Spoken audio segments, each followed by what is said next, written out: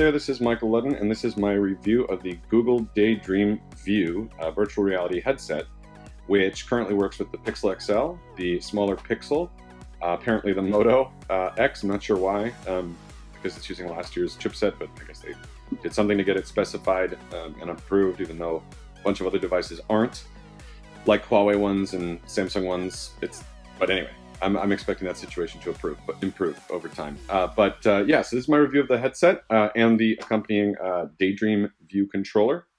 So I want to start with the headset itself. So looks more normal than the Gear VR and other mobile ones, and it's comfortable in some ways. It's very squishy. It feels like it's good on your face. I don't like the one strap. I know you put it higher on your head. I have discovered the technique, but I still like having an overhead one just because of the way my head is. I don't like it to pinch on the back of my head or sit on my forehead, certainly not my nose. And that's what it does. And a top one would sort of alleviate some of that.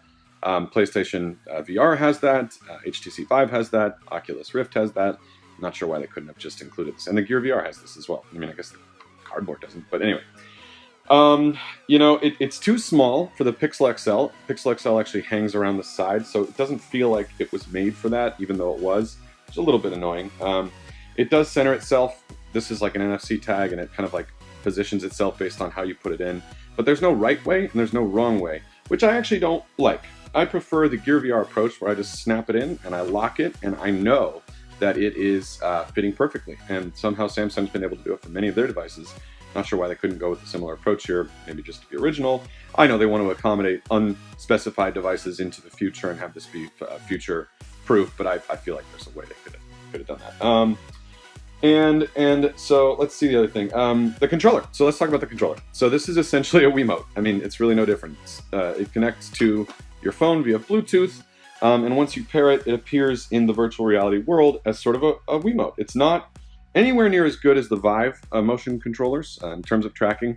Not even as good as the Oculus Touch, which are not quite as stable as the Vive controllers in terms of tracking. And so it's sort of a half measure. Like a lot of things, this is kind of a theme for me. And the other thing that it does is that it drifts off into space over time, which I really don't like. I mean, it glitches a lot, it gets its tracking wrong, and then it's not absolutely positional, even though it tries to fake like it is. And sometimes it'll just drift off after a while in an app, depending on the app you're in, without even switching apps. Like, it's just very buggy, and I find it to be a half measure. I'm a little ruined for all this stuff because of having the HTC Vive and being spoiled by that, but this all just seems like a bit of a half measure. So let's talk about performance.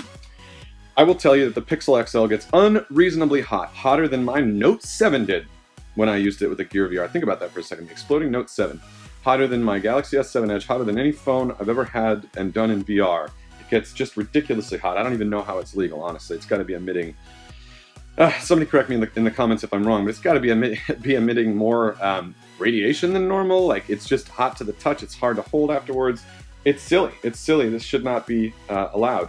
And I'll say that the performance is good. It's largely on par with the Gear VR, which is a step up from cardboard. But it's not better than Gear VR. And I even found the Gear VR to be a little more optimized feeling. They've had more generations to iterate, the kernel tweaks and whatnot, but I expected more from Google. Hopefully they'll improve that over time. This doesn't have absolute positioning for the headset, so you're still just limited to 360, and then you got the Wiimote instead of absolute touch controls. And so I find it all to sort of be a half measure. And then let's talk about content. So there are not a lot of games compared to the Gear VR library. They all have to incorporate this in some way, so they kind of have to be rebuilt. They can't just be ported. And then, of course, Oculus has their exclusives. So the gaming library is much better on the Gear VR. Of course, Gear VR doesn't support this guy. Don't know why it couldn't. It's just a Bluetooth device. You could do it. But yeah, so Gear VR has an older 820 chipset. It should have much worse performance. It doesn't, and the library for games is better. Now, one thing that's changed since I got this, and I'm glad I'm making this review a little late, is that this has just become the go-to device for all of your streaming VR video needs. And that is because the formerly exclusive to the Gear VR, Next VR, is available on this for live events, concerts, games, and stuff in VR.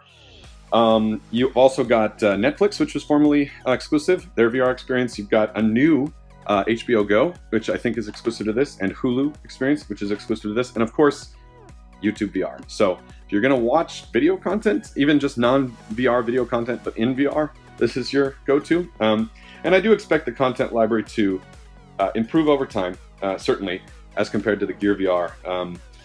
And that's just because this is just going to have such a breadth of an install base. It's going to be unavoidable. The Oculus will continue to have their exclusives, but I think overall this is going to have a really great gaming and video content library. There's reasons to be optimistic anyway. Many devices will be Daydream compatible next year.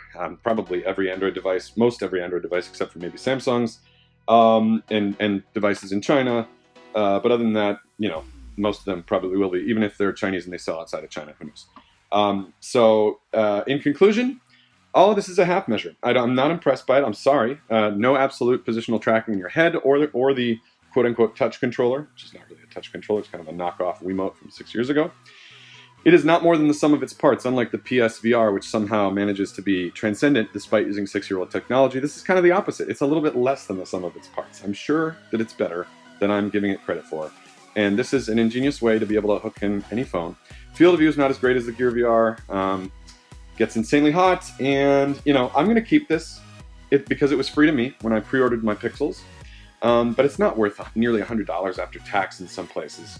Because if you're big into VR, just get an HTC Vive. If you can't afford that, get an Oculus Rift. You got to add the touch controllers. You should probably add a third camera. It's a bit of a hassle to set up with the cabling. And it's still not as good as the Vive, but it'll be just a little bit cheaper maybe. You get some of that exclusive content, although you can get it with Revive anyway on the Vive, so you don't really need an Oculus at all to play any Oculus content. And Vive has better tracking, but I digress. So if you can't afford that, PSVR, again, is more than the sum of its parts, and it's cheaper than anything except for the mobile ones. But barring that, you know, if you have a Samsung, just get a Gear VR. You'll be very happy.